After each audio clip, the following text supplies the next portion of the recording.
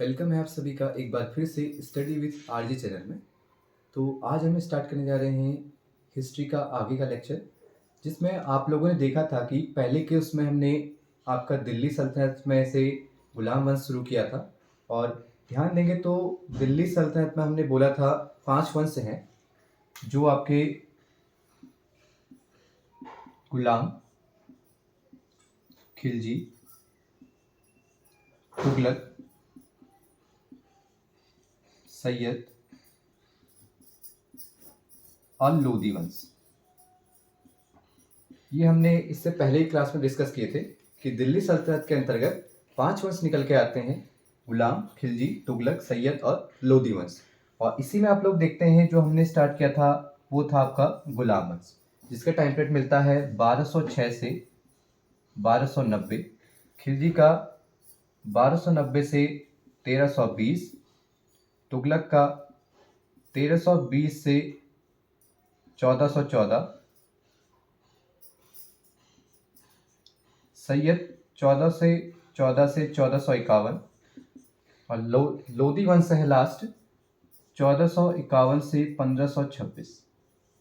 और यहीं पर हमने बताया था 1526 में पानीपत का प्रथम युद्ध होता है और बाबर द्वारा दिल्ली सल्तनत को समाप्त कर मुगल साम्राज्य की स्थापना कर दी जाती। तो इसी में हमने स्टार्ट किया था गुलाम वंश। गुलाम वंश में कुल शासकों की संख्या पूछा है तो 11 शासक हैं, जो यहाँ पे मैंने आपको लिखे हुए। तो ये सारे नहीं पढ़ने हैं, कुछ कुछ जो इसमें से इंपॉर्टेंट फैक्ट हैं या इंपॉर्टेंट ज़्यादा संबंधित क्वेश्चन पूछे जाते हैं एग्जाम में, वही आप लोगों को रीड करने हैं। जैसे कि आपका गुलाम वंश का संस्थापक ऐबक, जो हम क्लास में डिस्कस कर चुके हैं। दूसरा आता है इल्तुतमिश, तीसरी आती है रजिया सुल्तान, और इसके बाद जो लास्ट इंपॉर्टेंट आप लोग देखेंगे एक थोड़ा सा नाम निकल के आता है बलबन का। तो जो बलबन माना जाता है वो थोड़ा सा इंपॉर्टेंट माना जाता है। और इसी क्रम में जो सबसे लास्ट एक पूछा आता है क्यूमर्स, क्योंकि अंतिम राजा है इसलिए ये थोड़ा सा इंपॉर्टेंट हो जाता है। अब इनका सीक्वेंस देखें तो अगर सीक्वेंस में पूछे कौन कौन से हैं तो सबसे पहले आता है ऐबक। ऐबक के बाद एक त्वरित उत्तराधिकारी आता है, यानी त्वरित यानी कुछ समय के लिए, तो वह है आपका आराम शाह। आराम शाह के बाद नीचे आप लोग चलेंगे तो उसी के बाद बना दिया जाता है इल्तुतमिश को। इल्तुतमिश की मृत्यु के पश्चात उनकी पुत्री को राजगद्दी सौंपी जाती है, परंतु इससे पहले कुछ समय के लिए रुकनुद्दीन फिरोज शाह को गद्दी पर बैठा दिया जाता है। और रुकनुद्दीन फिरोज के बाद बैठती है रजिया सुल्तान। रजिया के बाद उसकी हत्या कर बैठता है बहराम शाह। बहराम शाह के बाद आपके बैठेंगे यहाँ पे मसूद शाह। मसूद शाह के बाद नासिरुद्दीन महमूद। नासिरुद्दीन महमूद के बाद आप लोग देखेंगे बलबन। बलबन के बाद कैकुबाद और लास्ट अंतिम आ जाएगा क्यूमर्स। किसी किसी बुक में गुलाम वंश का अंतिम शासक के रूप में कैकुबाद को भी लिखा हुआ मिलेगा, ठीक है। कहीं कहीं पे इसे कम आयु का है करके शासक नहीं दिखाया जाता है, कोई इसे शासक नहीं मानते हैं कुछ इतिहासकार, तो कहीं कहीं पे कैकुबाद लिखा हुआ मिलेगा और ज़्यादातर कहीं पे क्या मिलेगा, क्यूमर्स लिखा हुआ मिलेगा। तो आप लोग याद रखिएगा कि गुलाम वंश का अंतिम शासक कौन है, क्यूमर्स है, जो कब बना था 1290 पे। आप देख रहे हैं कि लास्ट क्या है 1290, और इसी समय 1290 से हम क्या स्टार्ट कर दे रहे हैं, आपका खिलजी वंश स्टार्ट कर दे रहे हैं। तो आज हम डिस्कस करते हैं ऐबक के बाद जो आपका नेक्स्ट शासक आता है इल्तुतमिश। तो इल्तुतमिश के बारे में डिस्कस कर लेते हैं। तो इल्तुतमिश जैसा आपको यहाँ पे लिखा हुआ मिल रहा है, अगर इसका टाइम पीरियड पूछता है कि इल्तुतमिश ने कब से कब तक शासन किया, तो उसमें आप लोग देखेंगे कि इल्तुतमिश का जो टाइम पीरियड है वह है आपके ऐबक की मृत्यु के पश्चात, यानी 1206 से 1210 तक बैठा है कौन, आपका ऐबक, ठीक। 1210 में जब आप पोलो और चौगान खेलते हुए इसकी मृत्यु हो जाती है, तो उसी समय 1210 से 1236 तक इल्तुतमिश आपका शासक बनेगा। और इस टाइम पीरियड के अंतर्गत इल्तुतमिश ने क्या क्या सुधार कार्य दिल्ली सल्तनत में किए हैं वही हमने आज देखने हैं। तो इसमें पहला आपका आता है कि इल्तुतमिश के नाम का अर्थ क्या होता है, सामान्य भाषा में पूछा जाता है, तो उसमें आप लोग करेंगे साम्राज्य का स्वामी। और एक फेमस क्वेश्चन यहाँ से पूछा गया है, गुलामों का गुलाम या दासों का दास किसे कहा जाता है, तो उसमें भी आप लोग आंसर करेंगे इल्तुतमिश के बारे में। और इसी का नेक्स्ट क्वेश्चन देखते हैं कि इल्तुतमिश को दास्ता से मुक्ति कब मिली पूछा जाता है, तो आप लोग आंसर करेंगे 1205 में, सॉरी 1205 में से क्या हुई है, दास्ता से मुक्ति मिली, ठीक है। याद रखिएगा गुलाम वंश का वास्तविक संस्थापक, यहां पे लिख देते हैं वास्तविक, एक है केवल संस्थापक और दूसरा है आपका वास्तविक संस्थापक। ठीक है, अब देखते हैं रीजन क्या है कि वास्तविक कहने का इसके पीछे। तो देखिए, ऐबक ने कोई भी सिक्का नहीं जारी किया, ना ही कोई भी ऐसी बड़ा किससे उपाधि लेकर या आपकी स्वीकृति लेकर कोई भी यहाँ पे शासन स्थापित नहीं किया है, अपने नाम का खुतबा नहीं पढ़वाया है। ठीक है, तो इसमें देखते हैं कि जो इल्तुतमिश है इसके द्वारा फरवरी 1229 में बगदाद के खलीफा है बिल्लाह। ठीक है, तो बगदाद के खलीफा बिल्लाह के द्वारा अपने नाम का खुतबा पढ़ाया जाता है या अपने पद की स्वीकृति ली जाती है, जिस कारण से हम क्या कहते हैं, आपका वास्तविक संस्थापक कहते हैं। साथ ही साथ इल्तुतमिश ने अपने शासनकाल के दौरान सिक्के चलाए हैं, जिस कारण इसे वास्तविक संस्थापक कहा जाता है। क्योंकि कुछ लोग इसे ऐबक को नहीं मानते, बोलते कि इनके द्वारा स्थापना नहीं की गई, डायरेक्ट किसे मान लेते हैं, इल्तुतमिश को मान लेते हैं। ठीक, और मानने का रीजन यही है, अपने पद की स्वीकृति बिल्लाह के द्वारा, दूसरा अपने सिक्के, चांदी का टंका और तांबे का जित्तल, ये लिखा हुआ, चांदी का टंका और तांबे का जित्तल नामक सिक्के चलाए थे। तो ये क्वेश्चन फेमस काफी बार पूछा गया है, चांदी का टंका तांबे का जित्तल नामक सिक्का किस तुर्की शासक द्वारा या दिल्ली सल्तनत के शासक द्वारा चलाया गया है, तो आंसर करेंगे इल्तुतमिश को। ठीक है, दूसरा चीज देख लेते हैं, इल्तुतमिश की उपाधि क्या थी। ठीक, तो याद रखिएगा, सुल्तान की उपाधि धारण करने वाला दिल्ली सल्तनत का पहला शासक कौन है, इल्तुतमिश है। याद रखिएगा, दिल्ली सल्तनत, ना कि पहला सुल्तान की उपाधि धारण करने वाला शासक। तो पहले जिसने सर्वप्रथम सुल्तान की उपाधि धारण की है वो महमूद गजनवी है। ठीक है, और दूसरा आप देखेंगे कौन है, आपका इल्तुतमिश, और किससे हासिल की है, बगदाद के खलीफा बिल्लाह से। अगला देखते हैं, प्रशासनिक सुधार इसने क्या क्या किए। तो प्रशासनिक सुधार में देखेंगे आप लोग, पहला लिखा है इक्ता प्रथा या इक्तेदारी प्रथा।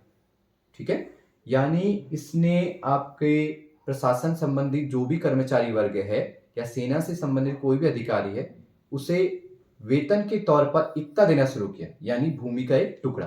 ठीक, वही प्रथा क्या कहलाई, आपकी इक्ता प्रथा कहलाई। दूसरा आपने देखेंगे तुर्कान ए चालीसा, पूछा आता है तुर्कान ए चालीसा की स्थापना किसने करी, तो आंसर करेंगे इल्तुतमिश ने। ठीक है, और साथ ही में यहाँ पे एक चीज छूट गई, याद रखिएगा, पूछा आएगा इक्तेदारी प्रथा को समाप्त किसने किया। ठीक है, देखो शुरू तो कर दिया है इल्तुतमिश ने, समाप्त करेंगे आगे जाके आपके अलाउद्दीन खिलजी, जो इक्ते के स्थान पर नकद वेतन देना शुरू करेंगे। तो समाप्त में आप लोग देखेंगे अलाउद्दीन खिलजी का नाम,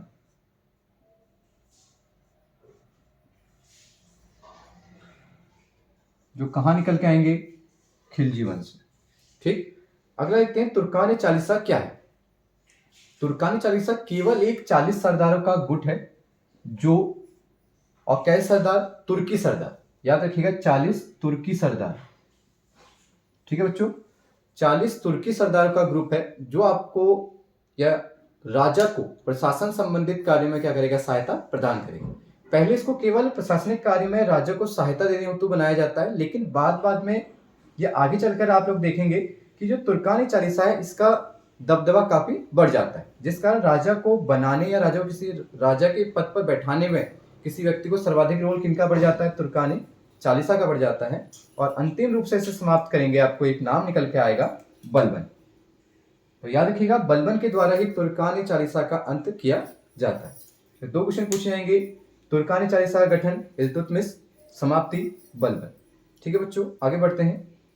आगे पूछा जाता है कि लाहौर से राजधानी दिल्ली लाने का श्रेय किस गुलाम वंश के शासक को जाता है या किस दिल्ली सल्तनत के शासक को जाता है, तो आंसर करेंगे इल्तुतमिश।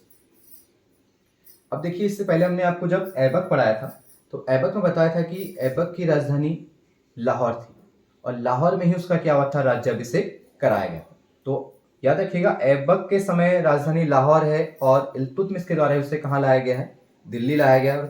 बात तक अब क्या रहेगी, आपकी दिल्ली ही देखने को मिलेगी।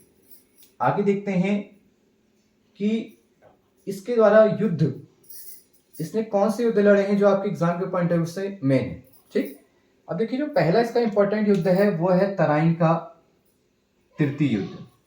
ठीक है, जो तराइन का थर्ड बैटल है वो लड़ा गया है आपका 1215। 2 आप पहले ही पढ़ चुके हैं, एक है 1191 और दूसरा 1192, पृथ्वीराज चौहान तृतीय प्लस गौरी के मध्य। अब जो तीसरा आ गया है वो है आपका याल्दोस प्लस कुबाय, सॉरी याल्दोस प्लस इल्तुतमिश के वक्त। ठीक है, याद रखना याल्दौज भी आपका क्या है, गौरी का ही एक दास है, जो आगे उसी मैंने आप लोगों को इससे पहले लेक्चर में लिखाए हुए थे, याल्दौज, कुबाचा, ठीक, बख्तियार खिलजी, ऐबक, सब किसके दास हैं, आपके गौरी के दास हैं। तो अब जैसे ही यहाँ पे इल्तुतमिश द्वारा शासन किया जाता है तो इस समय बाकी दासों द्वारा किस पर अटैक किया जाता है, इल्तुतमिश पर अटैक किया जाता है, और इसी समय एक नाम निकल के आएगा आपका याल्दौज। ठीक है, तो याल्दौज और इल्तुतमिश के मध्य लड़ा जाता है आपका तराइन का तृतीय युद्ध, जो कब लड़ा गया है, 1215 में लड़ा गया है। ठीक, इसी के बाद एक मंसूरा का युद्ध भी लड़ा गया है, जो आपका लड़ा जाता है कुबाचा, जो दूसरे आपके दास यहाँ पे आप लोग बोल सकते हैं, कुबाचा प्लस इल्तुतमिश के मध्य लड़ा जाता है। ठीक है, और एक नाम यहाँ पे निकल के आता है चंगेज खां।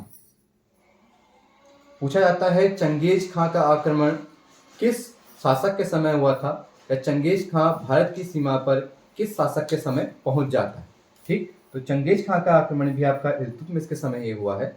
और लास्ट देख लेते हैं एक ही रजिया। पूछा जाता है इल्तुतमिश ने किस विजय के पश्चात अपनी पुत्री रजिया का नाम अपने सिक्कों पर लिखाया था, तो आंसर करेंगे ग्वालियर विजय के पश्चात। देखते हैं अगला, इल्तुतमिश का मकबरा कहाँ स्थित है। ठीक है, तो याद रखिएगा इल्तुतमिश का मकबरा जो स्थित है वो दिल्ली में स्थित है।